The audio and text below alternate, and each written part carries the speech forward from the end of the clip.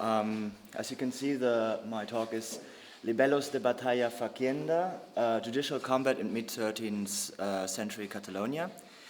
And as Six said, my actually PhD thesis is situated earlier. The title is Feud, Violence and Conflict Resolution in Medieval Catalonia, 950 to 1100. And it's a binational doctorate between Tübingen and Barcelona, but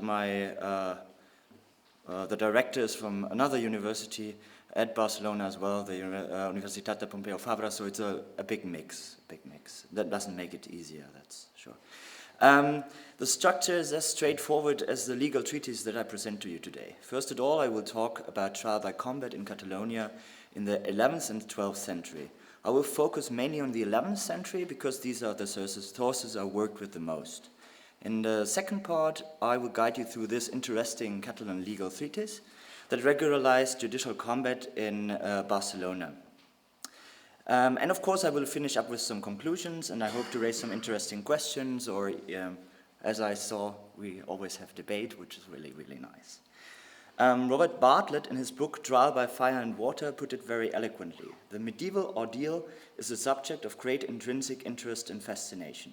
It is one of the more dramatically alien practices of medieval society, and as such, it demands and yet resists explanation. For those concerned to make the imaginative leap into a past society, the ordeal is a hurdle and a challenge. Its otherness represents an explanatory problem. Just as anthropologists seek to understand the irrational of strange and apparently incomprehensible practices and beliefs among people of other cultures, so here the medievalist is confronted with the problem of a custom which has no familiar counterpart in the modern West. The author also distinguished the evolution of the medieval judicial ordeal in three phases. A phase which he terms proto-historical, because of the scarcity of the sources. For example, I have no reference to judicial combat with the Visigothic kingdoms. And on the Visigothic code and its later legal enlargements do not consider an ordeal an option. In the Catalan charters, we can see a clear use and frequent reference to the Gothic law, which was in use not only in the region that is today Catalonia, but also in the Languedoc, now in the southern France.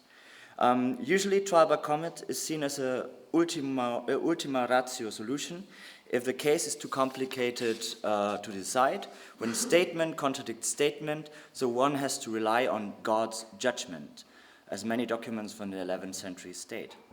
It is therefore easy to see this type of judicial procedure as a kind of a sword swing to solve a legal Gordian knot that cannot be solved in any other way. I'm part of a project, it's called the Jucame project, it's Justice in Medieval Catalonia, and we found a total of 556 documents related to judicial procedures dating from the 9th to the 11th century. That's a lot for this early time. With the first mention of judicial battle in 1018, I have found a total of 15 documents that relate to judicial combat up to the year 1100. If we search through the documentation considered extrajudicial and therefore not compiled, we can also find reference to trial by combat. So far, I found 10 documents. I put this here in brackets, extrajudicial documents. This includes agreements, convenientia called, sales charters, and a testament. So in total, we have 25 documents for this from 2018 to 1100. Interestingly, the first document that mentions trial by combat in 1018 is a case in which the Countess of Barcelona, Ermesenda from Carcassonne, rejects a proposal by Hugh of Empúries, who wants the case decided by face rebellum per militum suum cum altero milite. The Countess argues that the Gothic law does not accept pugnam discutiantur negotia. The Countess was right. Trial by combat was not part of Gothic law, but that does not hinder the practice to spread out, and we find direct or indirect reference to trial by combat during the whole 11th century. For example, we can find a reference in a document from 1070, a sale done by Rangard, it's a female name, Countess of Carcassonne, to Ramon, Count of Barcelona, her brother-in-law, and his wife, her sister Almudis, of the rights in Carcassonne. In the list of these rights we can find, I quote, rents and revenues and travel fees, and the right of coining, and the right of lodging, and the right of staying, and the right for judicial assemblies, and judicial battles and justices. By my right I hand over to your lordship and power, etc. But apart of being a source of income, without doubt the aristocratization of Catalan society played in favor to resolve conflicts through oath and battle. Per sacramentum aut per battaliam. So, sworn combat, battaglia jurata, became an important tool in the negotiations between the Catalan barons in the middle of the century. In the new upcoming document type, the convenientiae agreements, we find ordeals as a way to deal with the party who breaks one of those convenientia. We find mechanism for settling disputes arising from the violation of the agreements, the ordeal being the last resort. So if one breaks this agreement, it must be solved by judicial combat and not by an open war, for example. So it's kind of a very interesting document, we can find the battaglia recommended by the judges in border and land disputes or disputes regarding the possessions of castle. I give you a last example. It's about the castle of Orcau, and it's an agreement from Ramon de Payas, between Ramon de Payas Jussa and the Countess Valenza, and a man called Tedbal on the other side. It reads, if Tedbal can prove that the said Count and Countess, by their free will and without coercion, had issued to him the charter which he presents concerning the control of Orcau, and the aforesaid Count and Countess cannot rebut this by a knight, and their knight is then defeated, let this aforesaid castle with all its appurtenances be proclaimed to be Tedbal's. And then you have it the other way around, if the other knight wins in that case. Most documents just mention tribal combat without any specification about how this combat was conducted.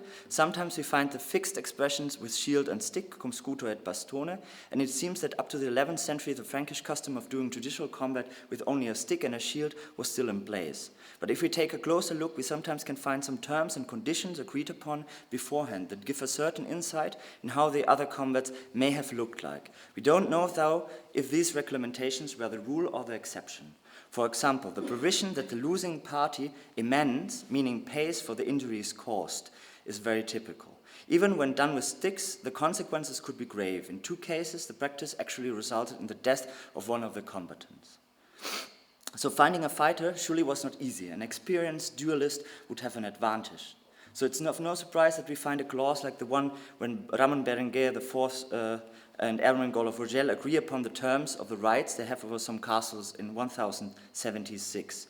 And they say they would handle the breaking of the agreement through battle between them done by 2 knights, which are from those lands of Clusa, close to Enca, and which never before have done sworn battle, cited here.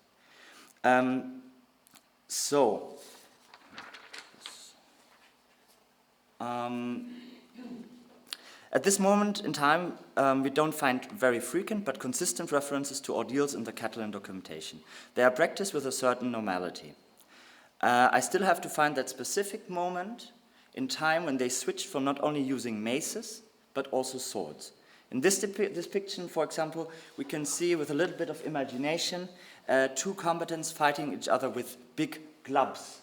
So maybe this is one of the few depictions of judicial combat, and it's from the 12th century. So I have really huge clubs.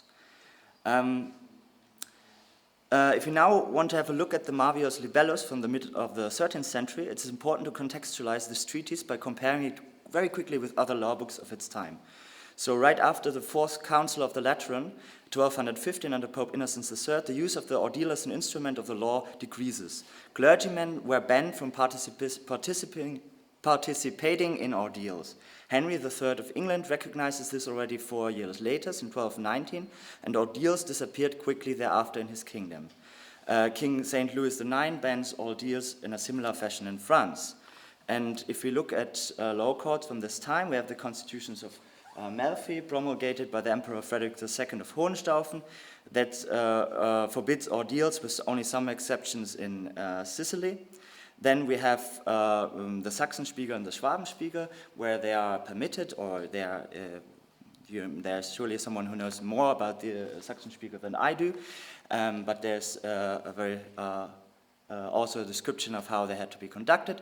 Las Siete Partidas, we just from Alphonse the Wise, although they appear, and for example in the Landslov Norwegian law code, I did not find any reference. So it's very interesting that in some law codes they are considered, in others they are not. And then we have. Norway, they are banned at this time. Yeah. So the Usachas de Barcelona is the law code of that time, and there's also the Batalla Judicata, also appears in this Libellus, in this law code. So the Libellus de Batalla Facienda is a brief Catalan legal treatise that regularized judicial combat for the Principality of Catalonia, and most especially Barcelona. So there are some characteristics that make it unique. I think the early time, it must be written between 1251 and 1255. The author, don't know for sure. The general idea is that it's Pere Albert, because Pere Albert is one of the most important jurists of his time, but that is the only reason why people think that he is the author, because he's famous. So, well, so medievalists tend to do these things. We have 20 manuscripts, and we have one edition, but the Pedro Bohigas that made the edition only uses 6 of these manuscripts. It was usually simply named Batalla Jujada, Judge Battle, or Com Deu Esser Fermada Batalla ne Com Se Deu Fe, how judicial battle has to be signed and how it should be done. So every manuscript names it differently. So, and my favorite is En nom de Nostra Senor Deo e la gloriosa Nostra Donna Santa Maria, Amen. Así comienza l'ordinament de las batallas. In the name of our Lord God and our glorious Lady Saint Mary, Amen. Here begins the law code of judicial battles. So, it bases its legal doctrine on the Usachas of Barcelona, which it refers to in 3 occasions. So it's no surprise that you usually find it as an annex close to the Usachas. You don't find it separately, but as like put in or close to the Usachas. It has a completely legal character that becomes more evident if you compare the Batalla, for example, with Sumari de Batalla a Ultranza by Pere Joan Ferrer, a 15th century author, which also is a regulation of the duel, but doesn't have the legal tone, but focuses on the procedural matter and has a more chivalrous undertone. As you may have noticed, the Batalla is written in Catalan. This is not unusual, because the Usachas are most commonly found written in vernacular. So now it's finally time to look at the text, to battle.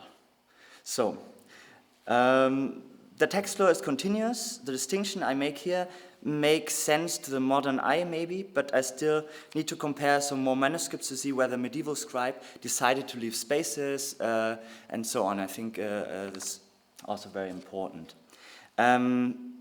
So you have the first part, the prerequisites, Batalla jujada ans que sia jurada. It's before it is judged, before it is sworn.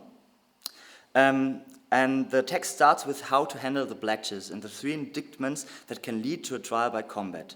I will cite some passages, but when it will get published, you will have the whole translation, and then you because it's very detailed sometimes, so I have to make a cut here. So, judge battle before it is sworn, if it is to be done by knights, must be firmed with bletches worth 200 ounces of Valencian gold, which are 400 maravedis.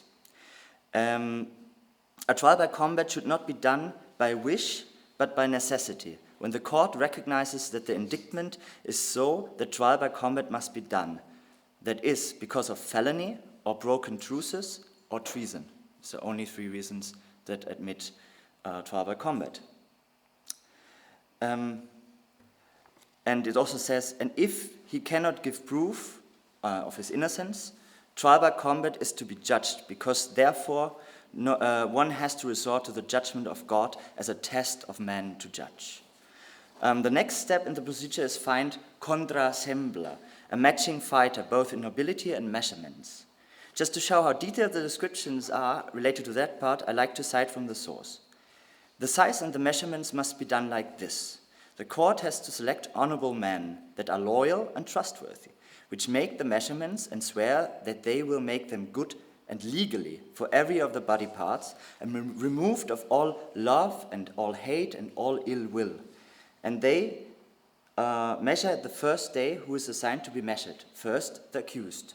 The measures of the size, the before-mentioned trustworthy men, they take in this following way, that they take a thread of linen or slim hemp, which is of 4 or 5 threads, which are twisted and waxed, and very equally and well polished, that they cannot be shortened or lengthened, and they take care that the one that they measure stands on foot on a table in some house, all naked and barefoot, only wearing panties, so not all naked. The table should be plain and even, and that he should be all upright, that he does not bend over at any time, nor forward nor backward. And they put the thread on the head on the highest spot and pass it past the middle of the eyes and downwards until the right thumb. And this is how it is measured in Barcelona. But because Valencia was recently conquered, moreover, the king in the Furs de Valencia has issued that one puts the thread on the point of the nose, through the 2 eyes, and over the forehead, and over the middle of the head, and behind through the middle of the back, and until the heel. And when he is measured by height, they measure him by the shoulders, by the biggest spot there that is between the armpit and the breast, and make him have his arm risen, okay, now it's getting complicated, and the hands hold together, while they measure his shoulders, and make him speak so he cannot breathe in or out. Afterwards, they measure him by his upper right arm, by the biggest spot, biceps, very important. Afterwards, they measure him by the thigh at the biggest spot. So this is also, I had to translate it, but there is a word for the biceps in Old Catalan, I just learned it. After this, within 30 days, the battle must be conducted. And I cite, the day that they enter the field, the combatants should swear on the altar of Saint Just and on the 4 holy Gospels, the first in presence of the other. And the following oath, they swear not to hide any weapons on the battlefield, nor to use magical weapons or illegal weapons, that they use no magical charms, nor take rock sugar with them, Kandiszucker, or to hide anything that could scare the horses, for example, squirrel hair. So if you hide squirrel hair at a spot, yeah. And also interesting is that it's forbidden that riders pass over the tournament place before, like the day before, so that there's no heap of other horses or anything that could distract the horses. I think this is the reason why it's forbidden to ride over the place. After the oath, there is no turning back. The battle must be done. So we can imagine even the space today in Barcelona is really nice. I give tourist tours. If you ever come to Barcelona, just give me a call. And we go to the place where they were entering, the church where they had to swear. It's a good place because it's close to the possible place where the battle was conducted, the Born. And it's also interesting that the name Born comes from bornejar, which is to joust.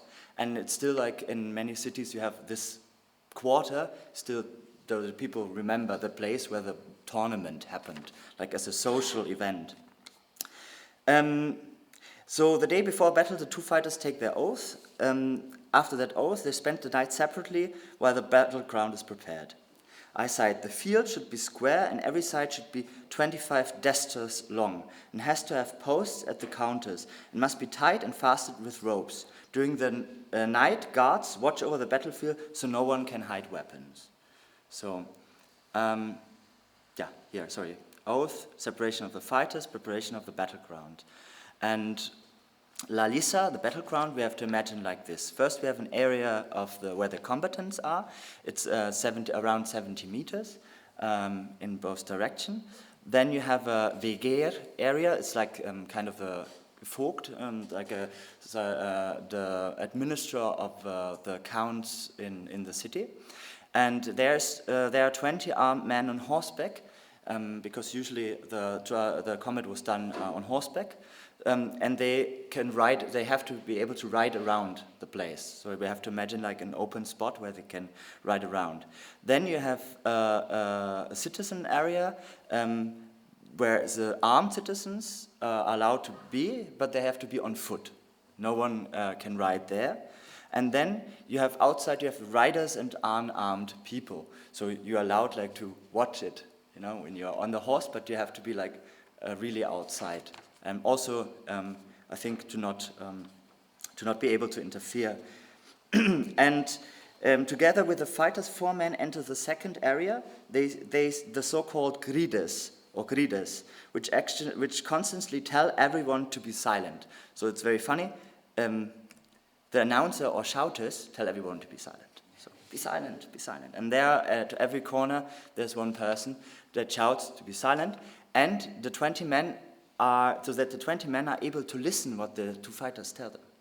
It's very important so that maybe one yields, it says enough, or that they actually hear it. If everyone shouts and screams and there's a big chaos, and one just says, okay, I yield, and the other just smashes him and continuously hits him, it will be very difficult.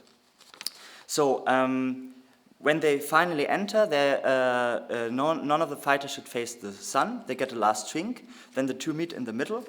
And then the men that watch or are within them, there's like not judges, but people with long sticks to separate the fighter if one yields. And they can have a last drink. And when they're in the middle, then it's very interesting, as I say, they leave them there. Like, when they leave them and they go, the fight starts. So it's really like they hold them back and they're like, okay, now, go. And then the fighters start. Fight starts. The fight goes until sunset and a maximum of 3 days. So no 2 minutes rounds or things like this. They have to write down how they left the battleground with every weapons and everything. And we have some rules. For example, if a sword is outside, but he still holds it, he can still use it. So it's not like in football, right? If you manage to get the ball back in, it's okay. But if it touches the ground, you're not allowed to use the weapon anymore.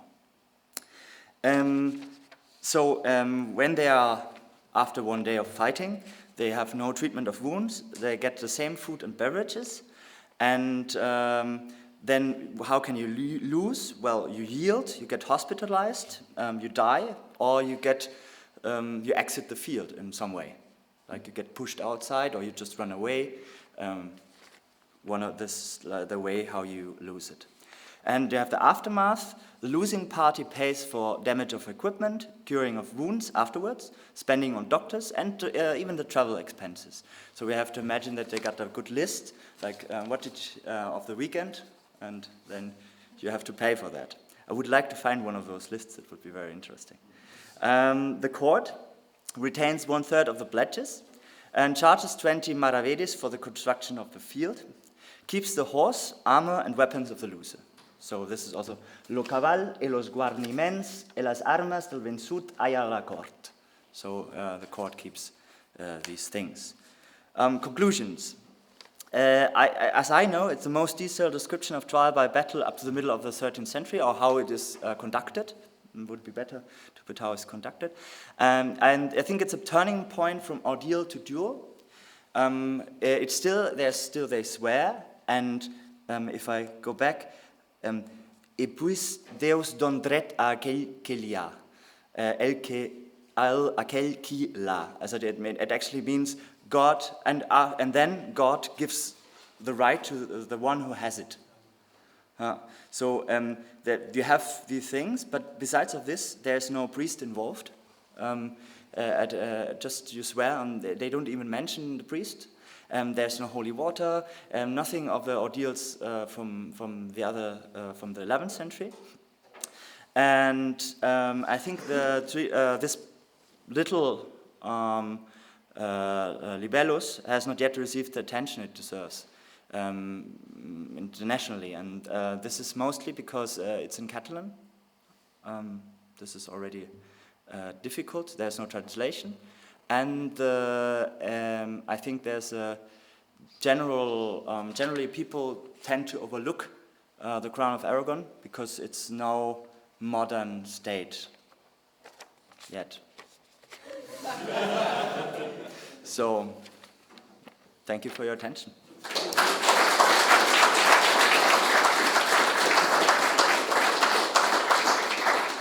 Thank you very much, Cornel. Now you may.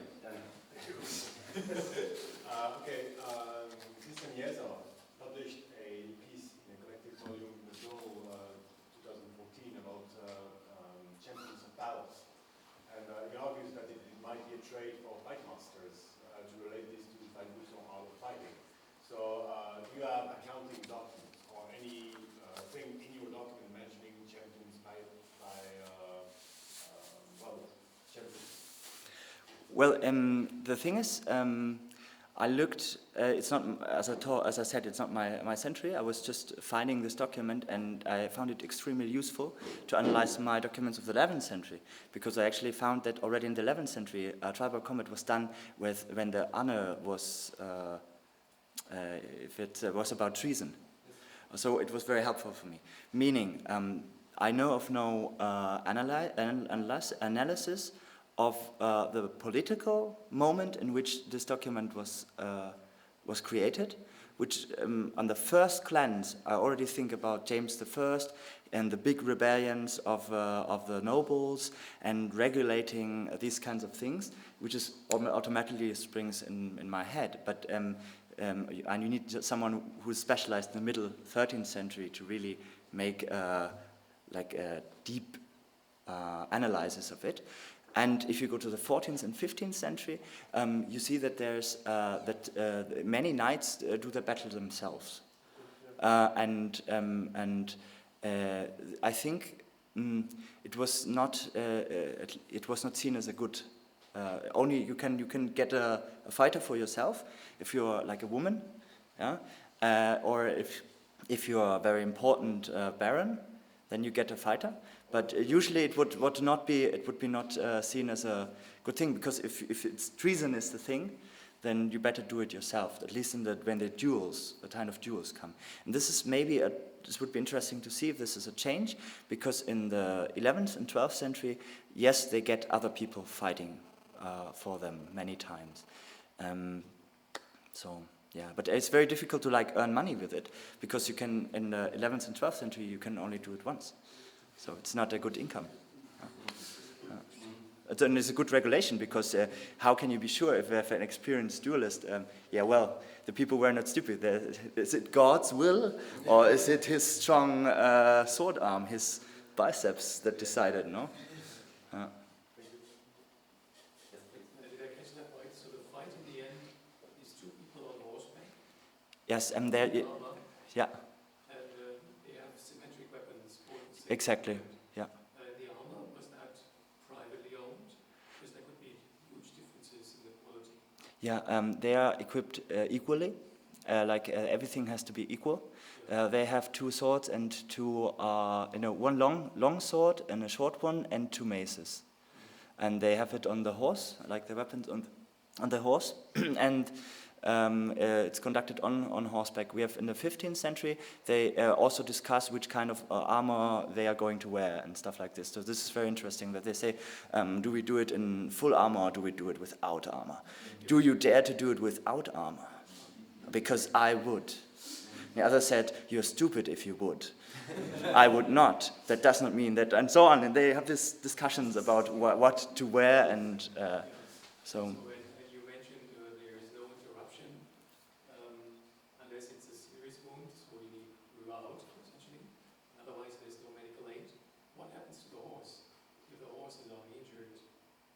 It goes to the court. It goes to the court. No, it doesn't say anything. So it does not explicitly state you're not allowed to hit the horse, you're not allowed to do, and so on. I now I haven't read the text with the armor parts because I'm still struggling a little bit with the translation. Okay. And of each armor part where they mention. So what we know today could go on like man on foot versus rider. yeah, but I don't know. This would be interesting to look in the letters if they mention like, and if you fall down the horse, I would also go down. These kind of things you can actually find, and this is then it's interesting. But as I said, it's 14th, 15th century. I just started reading them because of fun, to be honest. Last question. Good, it's a two-part question. Maybe I missed something. Well, what was the purpose of the intricate measurements? You have to find a counterpart. So the fighter, don't have a. We always mention Game of Thrones. You don't have a mountain versus the viper situation where you have a huge fighter, or a Goliath David situation. You want to. This is like the most common known fight, no? In medieval Europe is Goliath versus David, and you don't have this in here. That's what I figured, but just making sure, because my next question was, so if it's a personal ordeal, you slept with my sister, whatever, and the two people are mismatched in size, they have to get a champion or a second?